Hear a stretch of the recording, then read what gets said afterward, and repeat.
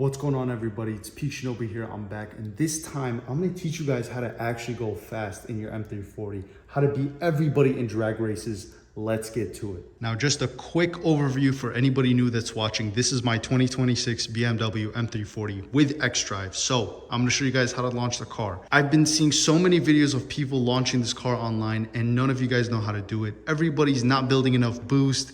They're like rolling into the dig, which is completely wrong. This video is going to be very detailed. I'm going to go over exactly what you need to do. If you guys are looking for like a 10-second clip of how to engage launch control, this video is not for you. I'm going to go into detail on how to get everything right in this video. So let's get to it. All right, let's quickly go over a few settings that you want to change before we get started. Now, if your car comes with adaptive suspension, always set it to the comfort setting on the sport individual mode. Okay, launch control will work in sport individual. So if you do have the adaptive setting, set it to comfort.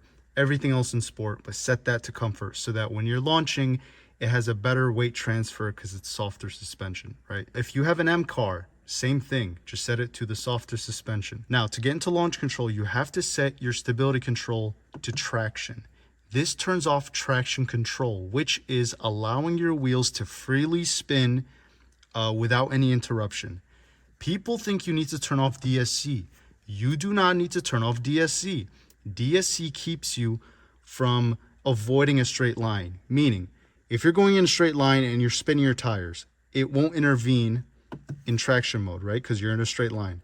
However, if you, for some reason, making too much power and you veer off to the right because you're spinning, DSC saves you. So keep DSC on. You do not need to turn it off. It's not going to get you a better time.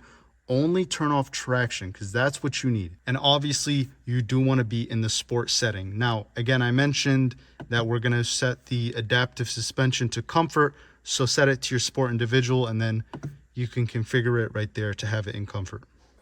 Now, this is the part where a lot of people mess up. When you get into launch control, you have to be in the S transmission setting.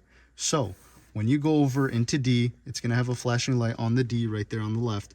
You're going to tap it one more time to go into S transmission mode. Now, this is the sport transmission setting. It's going to shift a lot better and actually engage launch control. You cannot engage launch control and drive. You have to be in S. Now, people think, oh, I can set it to manual mode in S. I know how to shift. No, you don't. The car has a different shifting schedule in S mode in auto. Now, when you get into S mode, you can either use the paddles for launch control or leave it in auto. My suggestion is leave it in auto. It has a completely different shifting schedule in sport transmission setting in auto than if you were to do it in manual, right? I know manual is fun and all, but just get over to S. You're going to see S1, leave it at S1. And if you accidentally get into manual mode, just hold the right paddle and it's going to go back to S1. Now, this is the most crucial part.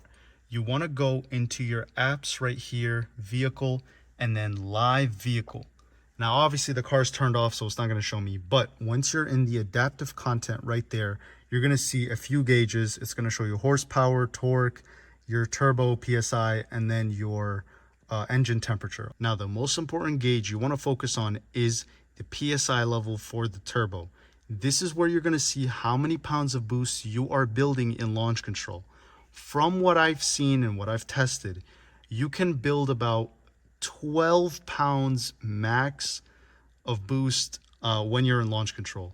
Maybe you can get higher, maybe you can get slightly lower, but that's just what I've seen from testing. And that's when holding down launch control for like 5 seconds. Obviously, have your engine at temperature before doing this. And you need to drive, a few miles to make sure the transmission is warm. You can't just do this if you just start the car, obviously. So make sure your car is warmed up. That's an obvious one. I hope you guys are doing that anyways. Now, in order to actually engage launch control, after you have all the settings configured with the sport mode, the S transmission, you're going to hold your left foot on the brake as hard as you can. You're actually going to hit a wall. You're going to feel like you're hitting a wall at the end. And then you hold down the gas until you feel a button. It's going to feel that little button at the end. I don't know if you guys can see it, but it's a button down there. So hold down the brake as hard as you can and then hold down the gas until you hit that button. Once you've built up enough boost, you're gonna see like 12, 13 pounds of boost. I saw 11 to 12. Then you can let go of the brake and you will be good. But again, you wanna stay holding down in launch control until you see about 11 to 12 pounds of boost. Now that we've done all of that, I'm gonna cut to a clip of me actually doing launch control so you guys could see it. Again, make sure you follow all the steps I just gave you. You'll have the fastest launch time. All right, so I just filled up the car, full tank of 93 from Shell. If you guys don't know, it's probably one of the best gas stations to go to. And then the car's warmed up. So I'm gonna find a spot to do the 0 to 60 at. And again, pay attention to the shift schedule. It is different rather than just flooring the car. So let's go find a spot. All right, now you guys can see we're in Sport Traction, Sport Individual. You don't have to be in Sports Plus.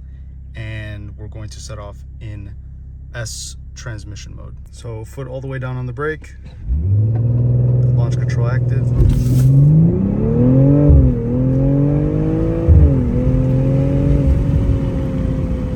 There you go. Now, as you guys can see, the shifts were pretty violent. It knocked me back when I was trying to record. Thanks for watching this video, guys. Let me know if you guys want any more ball knowledge videos like this. A lot of people mess up this launch control thing and it really pissed me off. So I hope you guys learned something from this video and let me know what other videos you guys want to see. So see you guys later. Thanks for watching.